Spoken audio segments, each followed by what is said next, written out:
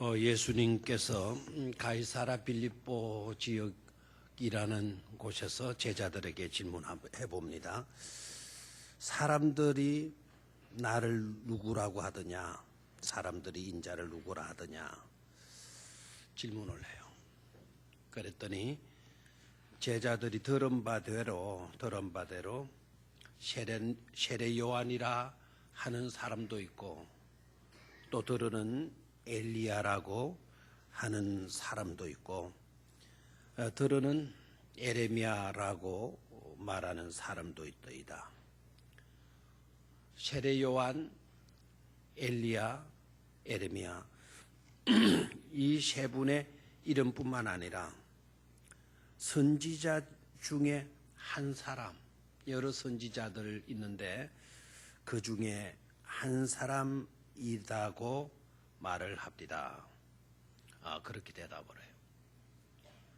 누구나 할 수 있는 대답이잖아요. 들은 바가 있으면 말할 수 있는 그런 대답이에요. 사람들이 나를 누구라 하더냐? 그럼 들은 바가 있으면 쉽게 대답할 수 있는 그런 질문이잖아요. 그런데 그 다음 질문을 예수님이 던지죠. 그러냐? 그러면 너희는 나를 누구라 하느냐? 이제 제자들이 여럿이니까 여럿이를 대상으로 해서 하다 보니까 너희는 이렇게 나오죠. 1대1로 있었으면 너는 나를 누구라 하느냐? 그러면 너는 나를 누구라 하느냐? 너희들은 나를 누구라 하느냐? 라는 질문을 던져요. 그랬더니 그렇게 대답을 누구입디다, 들으는 누구라 합디다, 누구라 합디다 대답하던 제자들이 다 꿀먹은 벙어리가 돼요. 꿀먹은 벙어리. 항상 제자들은 주님께로부터 질문을 받으면 우리 교인들 같아요. 질문을 하면 대답 안 하기로 유명을 해요. 대답했다 하면 딱 한 사람 대답해요. 그 사람 누굴까요? 베드로예요, 베드로. 우리 교인들은 어떻게 그래 닮았는지 몰라요. 질문만 하면 얼굴이 하얘지기 시작하고요. 질문만 하면 이상하게 심각해지고요. 질문만 했다면 태연한 차입니다. 태연한 채. 저는 대답도 안 해도 될 사람인 것처럼. 그날도 여지 없었어요. 아마 요한 같은 경우에는 아마 턱을 고이고 있었을 것 같고, 니고데모 같은 사람은 나무 가지를 쳐다보고 있었을 것 같고. 왜 니고데모는 나무 가지를 쳐다보고 있었을까요? 예수님께로부터 성령의 이야기를 들었거든. 거듭나야 된다라는 말씀을 들었거든. 그런데 이상해요. 거듭나다니, 내가 이 나이에 다시 태어나다니, 이 말이라도 되는 이야기인가? 그렇게 여겼을 때 예수님 뭐라 그러나요? 위로부터 다시 태어나야 된다. 나무 가지를 봐라. 나무 가지가 흔들리고 있다라는 것은 뭐가 있다는 거다? 바람이 불고 있다는 거다. 바람은 눈에 보인다, 보이지 않는다? 보이지 않는다. 그러나 나무 가지가 흔들리는 것을 보면 바람이 불고 있다라는 것을 알 수 있지 않느냐. 성령의 역사를 우리가 볼 수는 없지만 나타나는 현상들을 보게 되면 성령이 계시고 성령이 일하신다라는 것을 알게 되느니라 말씀하잖아요. 그러니까 질문을 딱 받고 난 뒤에는 니고데모는 뭘 쳐다보고 있었을까요? 나무 가지를 쳐다보고. 재미나는 것은 가룟 유다는 질문을 받고 뭐 하고 있었을까? 아마 부지런히 손가락을 짚어가면서 10이요, 100이요, 1000이요, 10억이요, 100억이요 아마 계산을 하고 있었어요. 계산을. 우리 어머니 이야기 해서 미안한데 우리 어머니 이야기 좀 종종 했죠. 우리 어머니는 시골에서 당대로 말하면 한글을 독파를 했다 그랬잖아요. 한글을. 그러니까 시골 할머니들 대다수가 한글을 몰랐던 것 같아요. 우리 거창, 총골짜기에는 특히 다 했던 것 같아요. 그래서 어머니가 책을 늘 겨울 되면 읽어드려요. 계산도 잘하셔. 그때 당시는 주로 계산할 때 뭐를 사용하는지 아세요? 주산, 주판, 주산. 그것도 없는 거예요, 그것도. 근데 뭐로 하느냐면 손가락으로 해요. 근데 손가락으로 하는데 기동차더라고요. 네. 한 마디가요, 100이더라고, 100. 그러면 100, 200, 300, 400, 500, 600, 700, 800, 900, 1000, 1100, 1200까지. 손마디로 다 계산하다. 탁월해요. 그래서 그 덧셈 뺄 때도 막 10개에서 뭐 나오면은 여기에서 얼마를 빼고 뭐 이렇게 하고 손가락으로 수학을 다 하시더라고. 유다는 틀림없이 손가락을 헤아리고 있었을 것 같아요. 아무도 대답을 안 하고 있으나 항상 말하는 사람 누구다? 성질 되게 급한 누구죠? 베드로. 베드로만 대답을 하는 거예요. 요 사이 같으면 어땠을지 몰라요. 아마 주님께서 이 시대에 오셔가지고 특히 우리 교회에 오셔가지고 오늘 저녁에 설교를 우리 예수님이 직접 하시는 거예요. 직접 하시는데 예나 지금이나 아마 예수님의 설교 스타일은 같을 거예요. 왜냐하면 예수님의 스타일, 그 설교는 완벽하니까, 교육도 완벽하니까 질문형으로 하셨을 것 같아요. 그러면 질문을 딱 던지는 거예요. 그럼 우리 교인들 어떻게 나올까요? 한 사람은 먼 산 쳐다보고 있을 거고, 한 사람은 괜히 또 보지도 않은 성경책 그날 따라 굉장히 있는 것처럼 자꾸 책장을 이렇게 넘기는 사람. 대개 볼 때에는 아마 요 사이는 휴대폰 꺼내가지고 휴대폰으로 아마 검색하고 있을는지도 모르겠어요. 아무튼 주님께서 제자들에게 뭘 하셨다? 질문을 하셨다. 이게 굉장히 중요해요. 유대인들의 교육에 있어서 특징적인 요소가 있다고 하면 뭔지 아시죠? 그게 바로 뭡니까? 질문형으로 한다. 성신님은 계속해서 질문하는 거예요. 질문을. 그리고 질문을 할 때 꼭 유념을 해야 될 것은 학생들이 어떤 대답을 하더라도 선생님은 그것에 대해서 꼬집지 않는다라는 거예요. 같아, 부타라고 이야기하지 않는다는 거예요. 어떤 대답이 나오더라도 그럴 수 있겠구나, 그렇게 생각했구나 라는 것으로 선생님은 아이들을 지도한다는 거예요. 이게 유대인의 교육의 특징이라는 거죠. 그러면 여러분, 그 유형만 여러분이 아셨다면 굳이 침묵할 필요가 있어요, 없어요? 없잖아요. 대답 잘못했다고 책망 들을 일은 없기 때문에 어떤 대답을 했든지 간에 일리가 있겠구나, 전혀 기대했던 대답과 어긋나게 되면 주로 어떤 식으로 이야기하면 그런 생각도 했었어, 그런 생각도 했구나 라는 것으로 받아 넘긴다는. 실제적으로 그것이요, 맞는 것 같아요, 틀리는 것 같아요? 우리가 고정된 어떤 틀을 갖고 있어요.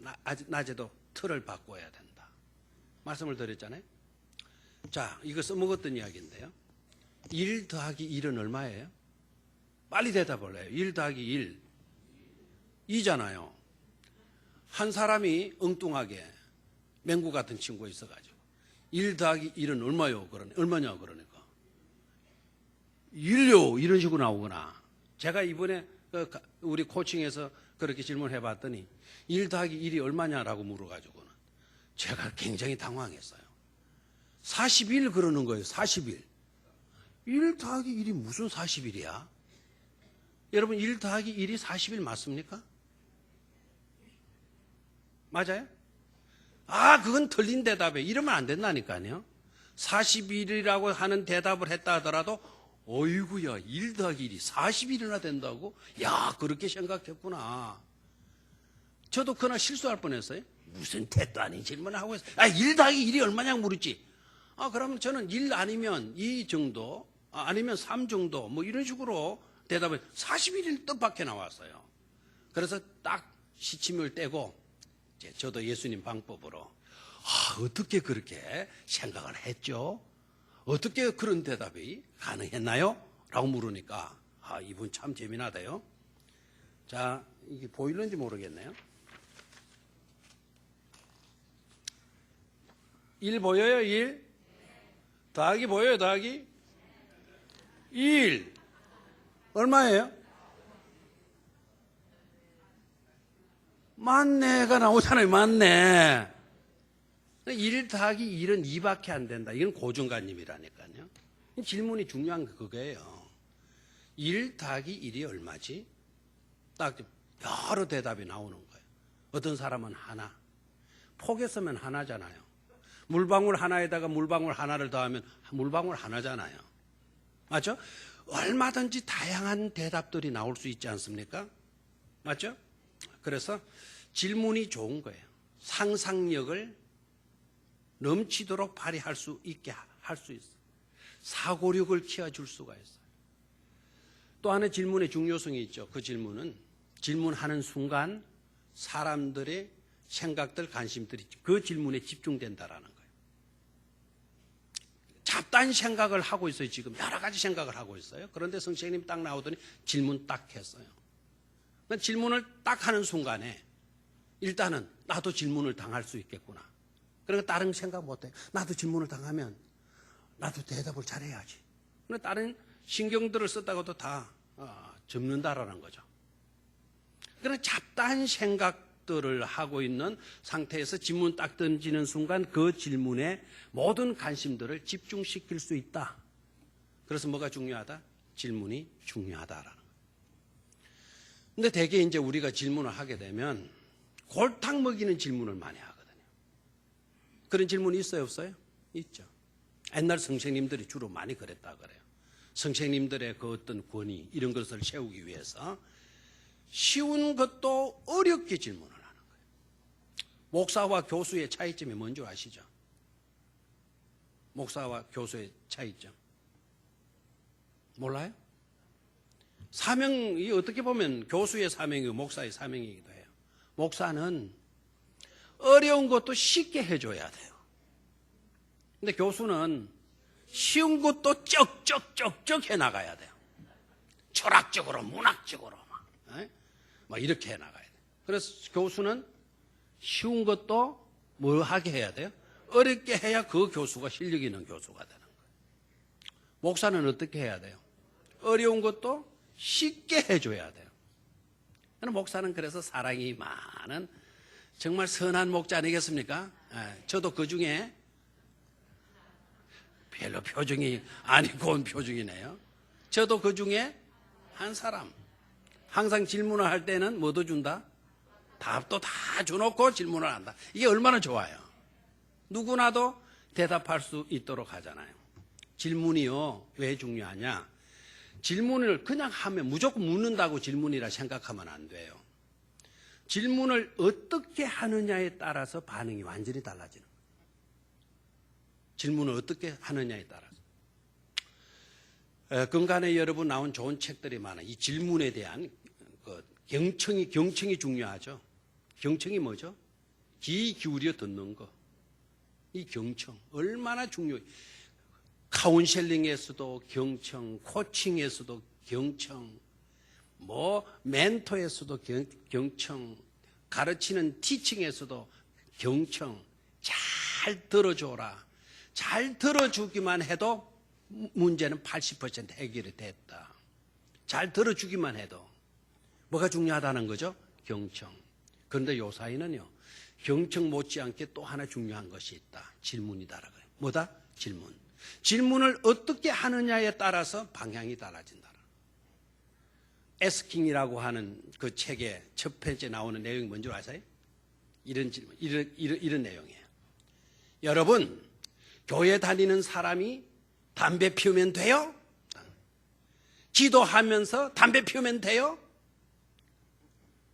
질문을 그렇게 했어요. 대답해봐요, 여러분들. 기도하면서 담배 피우면 돼요? 제가 오늘 저녁에 돌아오다가 화장실에서 제 뒤에 누가 썩 나가는데 안에 들어있는 분이 누군지 몰라가지고 김원대 장로님 물었어요. 제 안에 누가 있냐? 그러니까 후루룩 하게 돼요. 그래서 나는 젊은 사람이고 우리 장로님들이고 하면 오늘 비가 오나 하고 물을 탁 퍼부려고 딱 했더니 모르는 사람 이래가지고는 몸 퍼부고 나왔어요.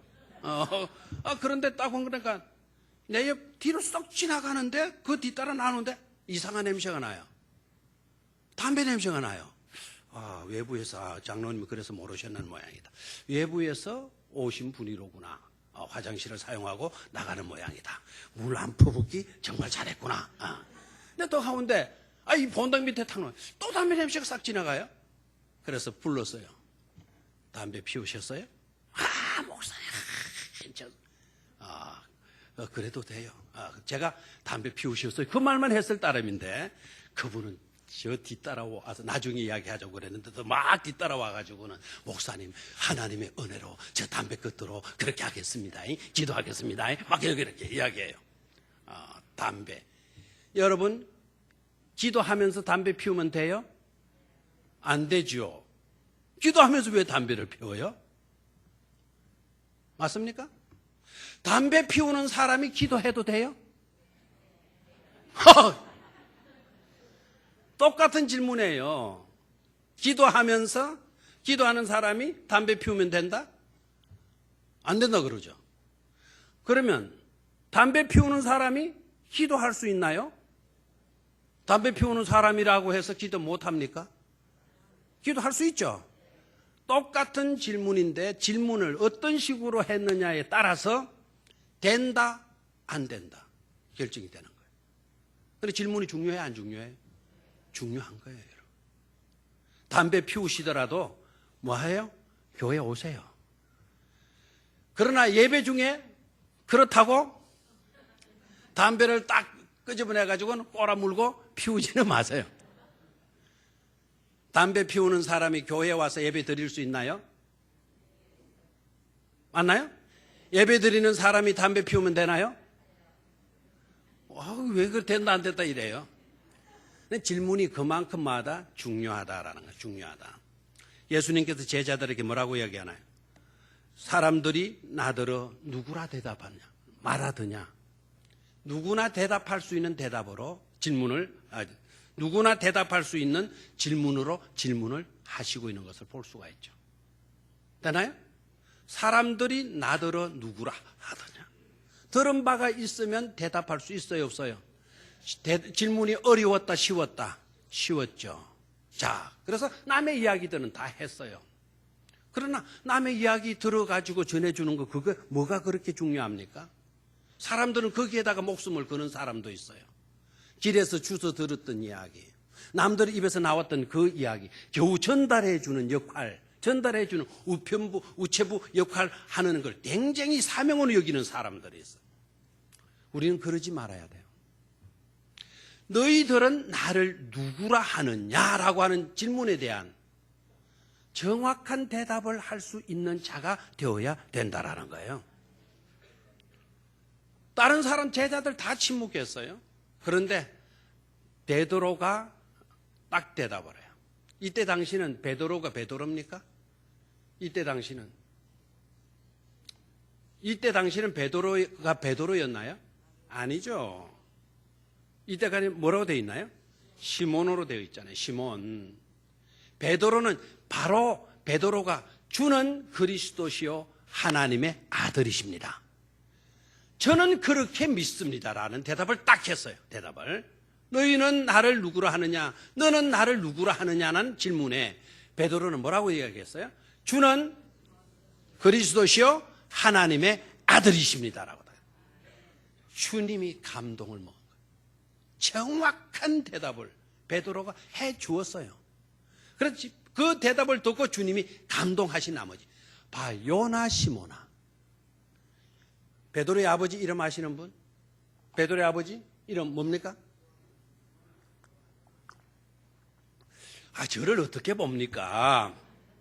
제가 질문을 던질 때는 항상 대답을 먼저 대답거리를 말해주고 했다 그랬잖아요. 요나 시모나. 그러니까 시몬의 아버지 베드로의 아버지는 요나 그랬으니까 라는 누구누구의 아들이라는 뜻이거든요. 그럼 요나 요나니까 요나의 아들 시모나라고 하는 뜻이죠. 그럼 베드로의 아버지, 시몬의 아버지가 누구예요? 요나. 나 이상해 죽겠네 정말. 요나가 그 구약에 나오던 인물 아니야 그거? 이래서 하면 진짜 저도 골치 아파요. 구약에 나오는 그 요나 이름은 같죠. 사람은 다르잖아요. 요나의 아들 시모나라고 이야기를 해요. 그리고 베드로가 너무 대접을 잘한 일로 인하여서 예수님이 비로소 너의 이름을 뭐라고 해라. 이제 베드로라고 하는 이름이 나오는 거예요. 네 이름을 뭐로 바꾸라? 베드로라 바꾸라. 이를 번역한 적 뭐다? 반석이라는 뜻이다. 딱 이름을 바꿔주잖아요. 뭐 하나 잘해가지고 그 질문에 대답 하나 딱 잘해가지고 베드로라고 하는 이름을 얻게 돼요. 됐습니까? 그러니까 질문이 굉장히 뭐하다? 중요하다. 베드로가 딱 정확한 대답을 해 주었어요. 자, 여러분, 오늘 이 질문을 예수님께서 여러분에게, 여러분 개개인에게 하셨을 때 여러분의 대답은 어떠한가요? 예수는 여러분에게 있어서 누구이십니까? 여러분이 생각하는 그 예수는 누구이십니까? 어떤 대답으로 고백할 수 있겠나요? 나에게 있어서 예수는 누구인가요? 나에게 있어서 예수는 누구인가? 한번 여러분 생각해 보고요. 종이에 한번 적어 보셔도 좋을 것 같아요. 나에게 있어서 예수는 이런 분이시다. 여러 가지 대답이 나올 수 있을 거예요. 여러 가지 대답. 반드시 여러 가지 대답 가운데 이 용어는 들어가야 돼. 이 말만큼은 들어가야 돼. 주는 나의 구세주이십니다. 주는 나의 주인이십니다. 주님은 나의 임금이십니다. 주님은 나의 왕이십니다. 주님은 나의 소유주이십니다. 나는 주인의 것입니다. 주님은 나에게 있어 주인입니다. 꼭 이 고백만큼은 들어가 있어야 돼요. 아멘입니까? 주님이 아니고서는 나는 존재할 수 없습니다. 주님 아니고서는 나는 존재할 수 없습니다. 이 시간에도 저는 주님께로부터 은혜를 입어야 할 존재입니다. 고백할 수 있기를 축원합니다. 룻기를 한번 찾아볼까요? 룻기. 내가 방송실에 성경 구주를 안 넘기고 그냥 내려왔네요. 12절을 한번 2장 12절을 한번 보도록 하겠습니다. 2장 12절.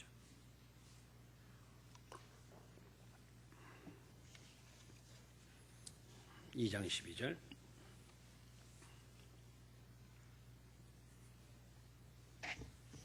구약성경 404쪽. 구약성경 404쪽. 찾았습니까? 네, 한번 같이 읽어볼까요? 12절. 여호와께서 네가 행한 일에 보답하시기를 원하며 이스라엘의 하나님 여호와께서 그의 날개 아래에 보호를 받으러 온 네게 온전한 상 주시기를 원하노라 하는지라. 아멘. 한 번 더 읽어볼까요? 여호와께서 네가 행한 일에 보답하시기를 원하며 이스라엘의 하나님 여호와께서 그의 날개 아래에 보호를 받으러 온 네게 온전한 상 주시기를 원하노라 하는지라. 참 이 교절이 하나님이 이 시간 저와 여러분들에게 들려주시는 말씀이기를 축원합니다. 너무나 은혜로운 말씀이에요. 하나님께서 말씀하시기를 그의 날개 아래 보호를 받으러 온 네게 너에게 온전한 상 주시기를 마노라 원하노라. 아멘. 참 얼마나 하나님께서 네게 복 주시기를, 은혜 주시기를, 상 주시기를 내가 만다 원한다 그랬어요. 참 너무 아름답죠, 그죠? 네. 그러니까 룻이 딱 그 말을 듣고 13절 뭐라고 대답합니까? 룻이 이르되 내 주여 내가 당신께 은혜 입기를 원하나이다. 됐습니까? 내 주여 내가 당신께 은혜 입기를 원하나이다. 아멘. 구약 성경의 보아스는 누구를 상징하는 인물인가 하니까, 누구를 예표하는 인물인가 하니까 예수 그리스도를 예표하는 인물이에요. 예수님께서 탁 보아스를 통해서 말씀 주신 게 바로 뭡니까? 하나님이 그의 날개 아래, 하나님의 날개 아래에 보호를 받으러 온 여러분에게, 저와 여러분에게 온전한 상 주시기를 원하노라. 예? 룻이 내주여 그랬잖아요. 내주는, 이거는 보아스를 말해요. 보아스. 오늘 우리로 말하면 예수님이죠. 예수님이요, 내가 당신께, 예수님께 뭐 있기를 원하나이다? 은혜 있기를 원하나이다. 우리가 그런 자들이 되어야 될 줄로 믿습니다. 뭐를 얻기를 원한다? 은혜 있기를 원한다. 뭐 있기를 원한다? 은혜 있기를 원한다 이거예요. 오늘 이 시간에도 하나님의 은혜가 여러분에게 임하여서 베드로처럼 주는 그리스도시요 살아계신 하나님의 아들이십니다, 고백할 수 있는 믿음의 자녀들, 믿음의 백성들이 되시기를 축원합니다. 두 번째로, 오늘 주어진 본문 말씀 두 번째, 예수님의 설교의 맥락이 달라져요. 이때까지 우리 주님은 주옥 같은 설교를 하셔죠. 그리고 수많은 이적을 행하셔요. 뭐를 행하셨다? 이적을 행하시고 주옥 같은 설교를 말씀해 주셨어요. 알겠나요? 너무나 은혜로운 귀하디 귀한 말씀들을 해 주셔서요. 그런데 오늘 본문에 돌아와서부터는 예수님의 설교가 달라지기 시작해요. 다시 말하면 복 있으라라고 하는 설교 유형에서 이제는 인자가 많은 고난을 당하게 될 거다, 사람들로부터 버림을 당하게 될 거다, 수많은 사람들로부터 욕도 대박이 듣게 될 거다, 그리고 사람들이 나를 넘겨주어서 십자가에 죽이게 되어질 것이다. 인자는 죽임을 당하게 될 것이다. 막 설교가 갑자기 딱 바뀌어지는 거예요. 그러면서 3일 만에 죽임을 당하였다가 3일 만에 내가 다시 말이라 살아나리라 라는 설교를 해요. 자, 어떤 설교로 이어졌다? 주옥 같은 은혜로운, 우리가 들어도 아멘 아멘 말을 할 수 있는 그런 설교를 하시다가 또 수많은 이적을 행하시다가 그 이적 뭐 헤아릴 수 없잖아요. 눈먼 자 눈뜨게 해주셨고, 안전병이 일으켜 주셨고, 문둥병자 깨끗하게 하셨고, 눈먼 자 눈뜨게 해주셨고, 절두발이 고쳐주셨고, 중풍병자 일으켜 주셨고, 죽은 자를 살리시고, 풍랑을 잠잠케 하시고, 귀신 들린 자들을 몰아내어 주시고, 오병이어의 기적을 베푸시고, 칠병이어의 기적도 베푸시고, 수많은 기적들을 행하셨다가 갑자기 설교가 딱 바뀌어지면서 인자가 고난을 받고 버림바 되어져서 사람들이 넘겨준 바 되어져서 인자는 죽게 되어질 거다. 여러분 같으면 그 자리에서 어떻게 반응했을 것 같아요? 아니, 주님 무슨 소리를 하고 있습니까? 아니, 당신이 고난을 받다니요. 당신 같은 능력 있는 사람이, 당신같이 자연까지도 움직일 수 있는 분이, 당신까지 그 정신세계를 움직이던 그런 분이, 아니 고난을 당하다니, 배척을 당하다니, 누가 당신 같은 사람을 버리기나 할 것 같아서 버림바 당한다 이런 소리를 하느냐 이거예요. 왜 당신이 그런 꼴을 당해야 되느냐? 당신은 이 세상 가장 좋은 보좌에 앉으셔도 뭐 안 돼. 아니 고난 당한다는 게 이게 뭐란 말입니까? 뭐 그 의문이 생기잖아요. 여러분 안 생겨요? 믿음이 굉장히 좋죠? 당신은 너무나 잘 나가는 분 아니냐.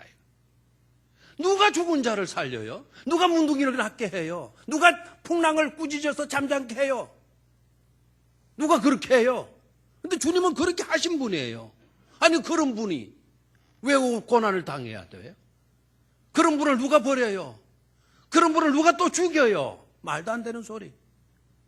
남들은 다 가만히 있는데 누가 또 나서는 거죠? 베드로. 저는 이 베드로가요 너무 좋아요. 이 나이가 되니까 요새 베드로에 대해서는 약간 나하고는 거리가 멀다 싶지만 미안합니다, 어르신들요. 40대, 50대까지만 해도 나는 베드로와 같은 기질의 사람이다. 다혈질. 저도 다혈질이잖아요. 아는 사람 알잖아요. 다혈질. 와! 그러면 차분하게 앉아가지고 말하지를 못해. 차분할 때는 이 강단에 모으면 나는 참 보전해져요. 밑에 나가면 성질이 급해가지고 좀 차분하게 들어주고 말하면 몇 번 들으면 다 막 해답이 다 나와버려서 와! 꽉! 이 제 성격이에요. 베드로가 얼마나 좋은지 모르겠어. 그런 점에. 베드로 다른 사람 다 잠잠해요. 딱 베드로는 정확하게 나와요. 베드로가 오늘 뭐라고 이야기했다 그랬어요? 베드로가 대답하여 이르되 주는 그리스도시요 살아계신 하나님의 아들이니이다. 딱 이렇게 그 대답하고 그 밑으로 내려가 봐요. 설교가 21절에 내려가니까 예수님이 뭐 한다 그랬죠? 예루살렘에 올라가 장로들과 대제사장들과 서기관들에게 많은 뭐를 받고 고난을 받고 또 뭐를 당하고 죽임을 당하고 제3일에 살아나야 할 것을 제자들에게 비로소 나타내시니, 이 말은 이때까지 이런 설교를 한 적이 있다 없다? 없다. 비로소 이 설교를 하시기 시작했다는 거예요. 지금부터 이제 아마 굉장히 하고 싶었던 것처럼, 그래도 못하고 계시다가 이제 하시는 것처럼 말씀하신다 그랬어요. 그래서 그 소리를 딱 듣고 그 말씀을 듣고 베드로가 22절 예수를 붙들고 항변하여 이르되 주여 그리 마옵소서, 이 일이 결코 주께 미치지 아니하리이다 라고 반응했어요. 역시 베드로 말고 여러분들은 다른 제자들이에요. 반응이 없다니까요. 반응이. 제가 잘못 전하나요? 베드로가 예수를 뭐 했다 그랬어요? 딱 붙들고 그 다음에 뭐 했다? 항변하여. 이 항변이라는 게 뭡니까? 따지고 대드는 거예요. 지금 예수님을 딱 붙들고. 예? 저를 봐요 좀. 이분이 예수님입니다. 예수님이 서서 설교를 하신 거예요. 고난에 대한 설교를 하셨어요. 고난에 내가 고난을 당하고 사람들에게 버림받고 능김받아져서 죽임을 당하게 될 거고, 죽임을 당했다가 3일 만에 내가 하게 될 거다. 살아나게 될 거다. 다른 제자들 꿀먹은 벙어리예요. 여러분들처럼 듬듬하게 이렇게 반응도 안 보이고 앉아있는 거예요. 그런 베드로만큼은 그냥 뭉개뜨는 거예요. 주님을 딱 붙들고 눈을 탁 부르면 입을 실룩거리면서 대드는 거예요. 그게 뭐죠? 항변. 여러분들 마음에 내 마음대로 한번 해볼까요? 베드로가 되어가지고 뭐랬고요? 말이라도 되는 소리냐고요? 당신은 이 나라의 보좌 위에 왕자의 위에 그보다도 더 높은 것이 앉아야 될 뿐인데 무슨 소리 하고 있어요? 영어 성경으로 리뷰크했다. 리뷰크가요, 저 아랫사람 꾸지람할 때, 막무가내로 노는 아이를 야단칠 때 리뷰크했다 그래. 리뷰크. 아이고, 누가 누구에게 지금 리뷰크하고 있어요? 베드로가 지금 누구에게? 베드로는 다혈질을 갖니 이게 하나면 아무것도 안 보이는 거예요. 택도 없는 말을 하고 있다고 말이야. 에? 아니, 우리 같으면 몰라. 아니, 당신이 이런 설교를 해도 되느냐고. 누가 누구를 꾸짖고 있어요. 그러니까 베드로의 의협심이 좋아요, 안 좋아요?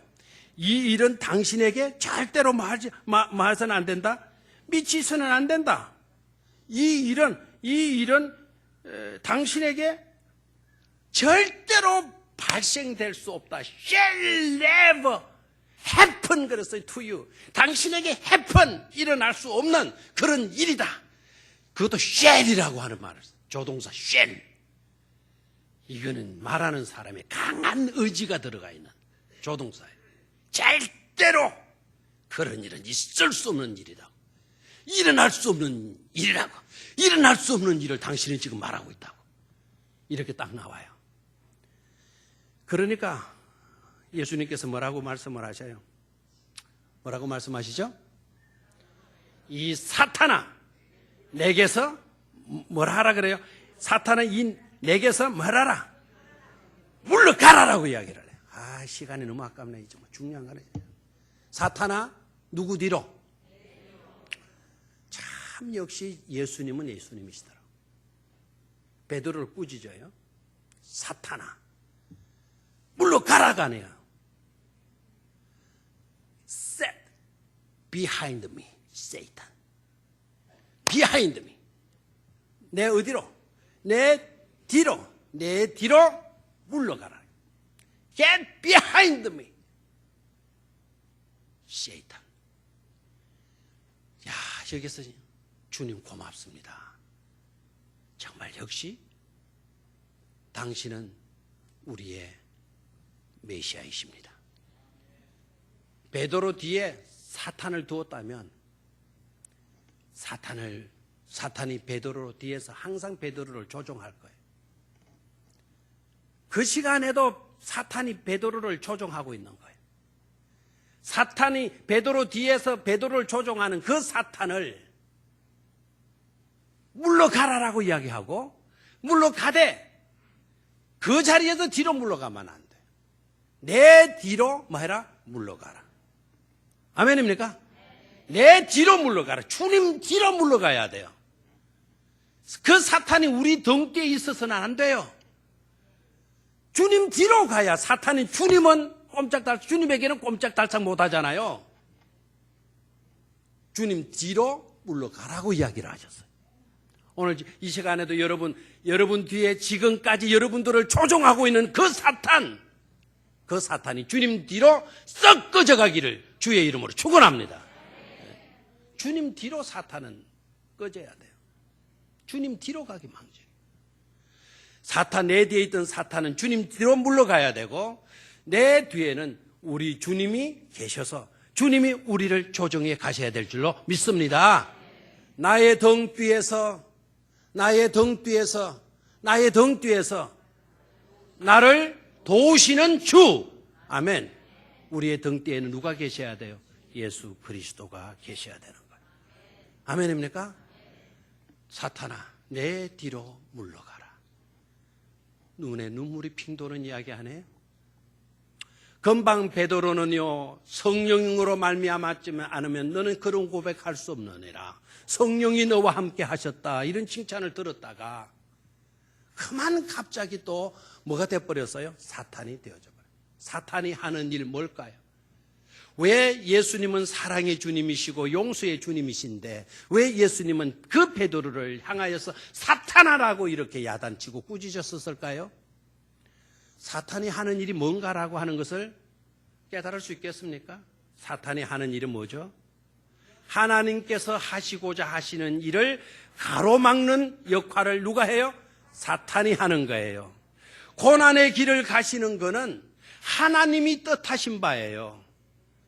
고난의 길을 걸으셔서 십자가에 못을 박히고 온갖 모욕, 온갖 채찍, 온갖 고난 당하시고 죽으시는 것은 누구의 뜻이라고요? 하나님의 뜻이라고요. 그 일을 막는다라는 것은, 그 일을 하지 못하게 한다라는 것은 누구 짓이다? 마귀 짓이다라는 거예요. 아멘입니까? 우리는 어려운 길 갈 때 그 길 가지 말라고 나와서 우리를 붙들어 주는 사람이 있으면 고마울 거예요.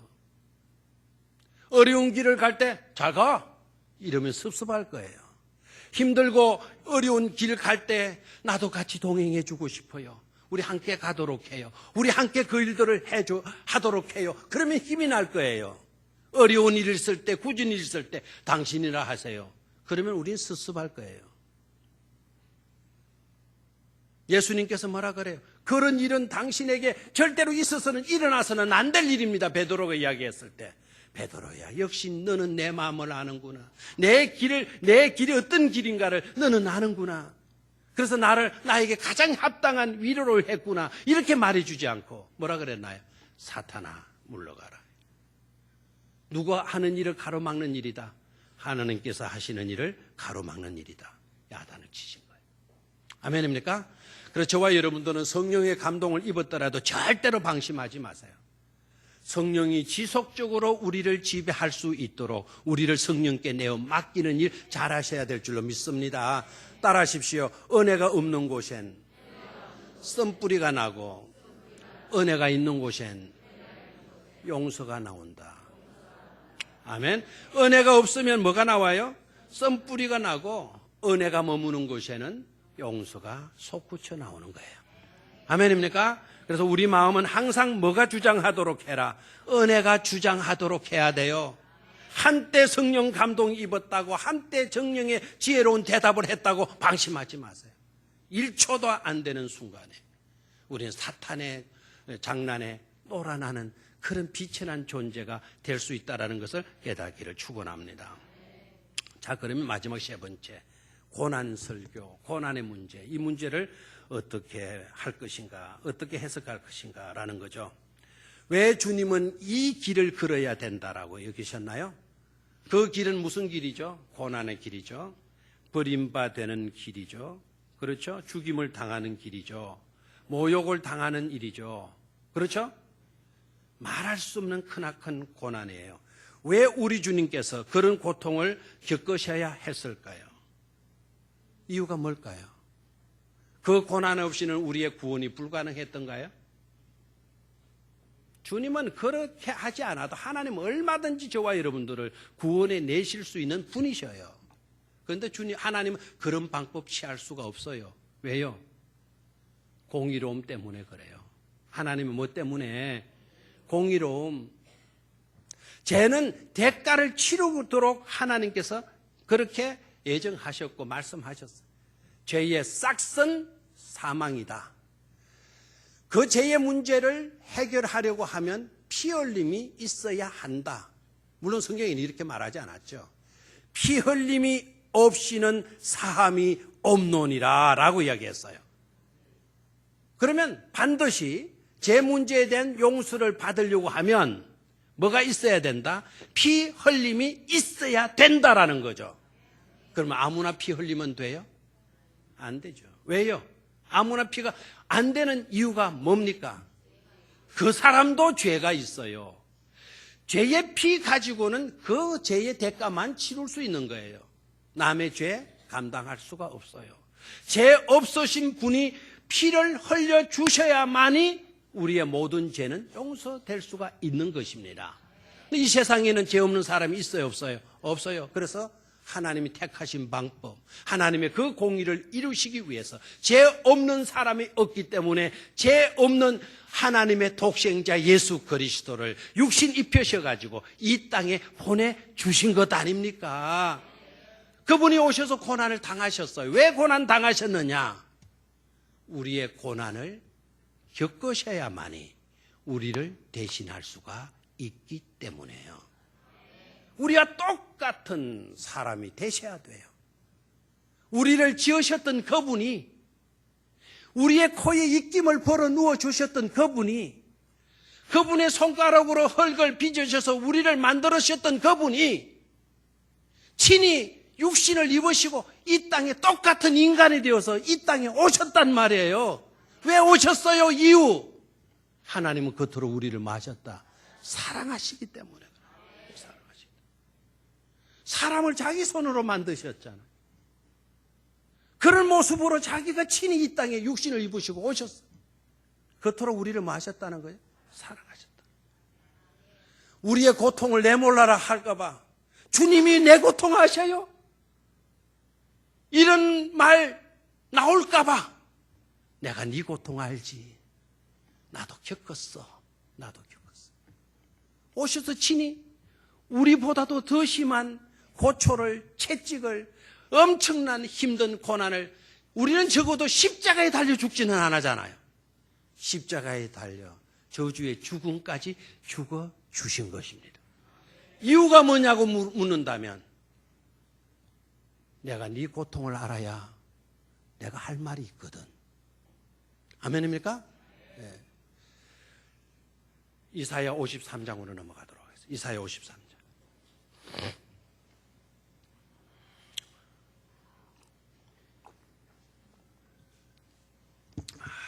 53장. 자, 찾지 마시고요. 찾는 거는 53장. 53장. 내가 몇 년도 태어났다?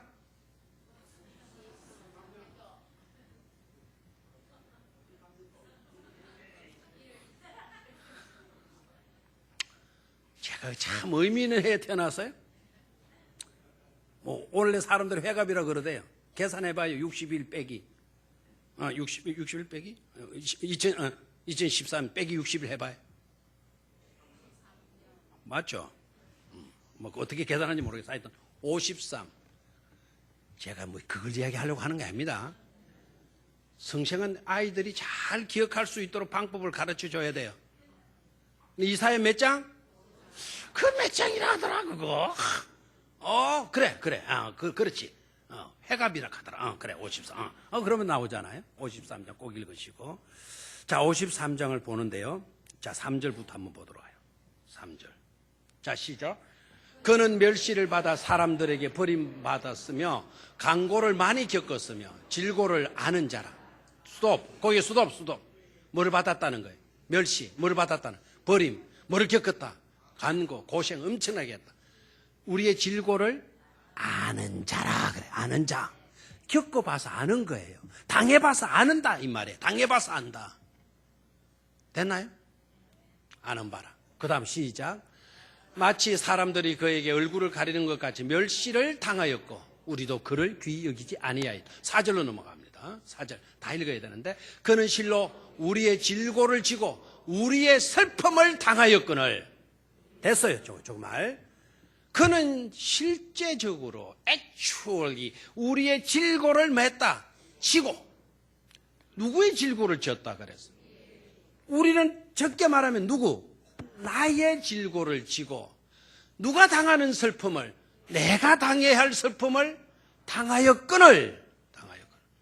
아멘입니까? 누구를 위해서 고난 당하셔요? 누가 위해서 버림받아 당하셔요? 누구 때문에 채찍 맞으셔요? 누구 때문에 십자가에 죽으셔요? 나 때문에 5절로 넘어가요. 5절로 시작. 그가 우리의 허물 때문이요 그가 상함은 우리의 죄악 때문이라. 아멘. 우리 이것만 이런 말이 나오도 덤덤하고 있어야 되나요? 다시 한번. 아는 말이라서 그러나요? 안다고 해도 아는 것하고 여러분의 것하고는 다르잖아요. 그가 찔림은 나의 허물 때문이요 그가 상함은 나의 죄악 때문이라. 그가 징계를 받음으로 우리는 평화를 누리고 그가 채찍에 맞음으로 우리는 나음을 받았도다. 아멘. 우리는 나음을 받았도다. 그가 채찍에 맞음으로 우리는 치유되었도다. 힐링되었도다. 고침바 되어졌다는 것 아닙니까? 아멘. 왜 우리 주님이 고난 당하셨나요? 왜 우리 주님이 십자가 져야 된다고 말씀하시나요? 그 길이 우리를 사는 길이고 그 길이 우리를 낫게 하는 길이고 그 길이 우리를 살리는 길이기 때문에 우리 주님은 기꺼이 그 길을 가신다라는 거예요. 아멘입니까? 친히 주님이 고생 한 분도 안 하셨다가 그런 고난 당하시는 게 아니고 친히 우리를 위해서 우리가 당해야 할 모든 고난을 모든 질고를 지시고 당하셨다라는 거예요. 이유는 딱 한 가지. 왜 그렇게 하셨냐? 나를 변호해 주시기 위해서. 나를 뭐 해주시기 위해서? 변호해 주시기 위해서. 제가 당해봤어요. 저도 겪어봤어요. 하나님의 법정에서. 저도 겪어서 알거든요. 그래서 우리의 대언자가 누구이십니까? 예수님이 되어주시는 거예요. 예수님이 되어주시는 거예요. 하나님의 법정에서 하나님이 재판관으로 앉아 계세요. 우리는 거기에 초라한 모습으로 앉아 있어요. 그런데 내 앞에는 한 분이 계셔요. 그분이 누구이신가? 예수님이 계셔요. 그분은 나이가 당할 모든 고난을 다 경험했어요. 다 맛봤던 분이에요. 그리고 나 때문에 죽기까지 하셨던 그분이에요. 그분이 나에게 뭐가 되어주신다? 대언자가 되어주시는 거예요. 그 대언자를 뭐라 그랬어요? 언생카 묵가야. 여기 과는 나오군요. 과라도 나오는 게 다행이에요. 한번 따라 언생카. 무카이. 칠판에 있으면 쓰면 이제 은생카, 은생카, 은쟁반, 은생카, 무카이. 한번 따라해보면 은생카, 무카이, 무카이, 은생카, 무카이. 아이, 카이가 콧바람이 안 나면 무카이 이렇게 해버렸어. 은생카, 무카이. 이 말은 대언자라는 뜻이에요. 대언자. 나도 겪어봐서 압니다. 나도 겪어봐서 알아요. 나도 겪어봐서 알지. 우리의 대언자 누가요? 예수 그리스도가. 아멘입니까? 아멘입니까? 그래서 우리 주님은 고난의 설교를 하신 거예요. 그 고난의 설교는 우리가 듣지 말아야 될 설교, 듣고 싶지 않은 설교, 아니면 들어야 할 설교, 반드시 들어야 할 설교잖아요. 이 설교 한다고 기막으면 안 돼요. 이 설교 한다고 여러분 떠나가서 안 돼요. 언제나 복 받아라. 그 복이 뭐예요? 주님께서 우리를 위해서 고난 당해 주시고 그 고난 당하신 일로 우리가 살게 되어졌다라는 게 이게 복 아닙니까? 고난에 대한 설교를 거부하지 마세요. 주님께서 우리를 위해서 고난 당해 주셨기 때문에 오늘 저와 여러분들이 이렇게 은혜의 자리에 나와 있는 것 아니겠어요? 하나님의 나라 갔을 때도 저와 여러분들은 홀로 서지 않아요. 은생카 무카이, 우리의 대언자가 계세요. 그분이 바로 누구예요? 우리의 모든 질고를 대신 감당해 주셨던 그 예수가 저와 여러분들을 위해서 변호해 주실 줄로 믿습니다. 그런 은혜로 사는 주의 축복된 성도들이 되시기를 주의 이름으로 축원합니다.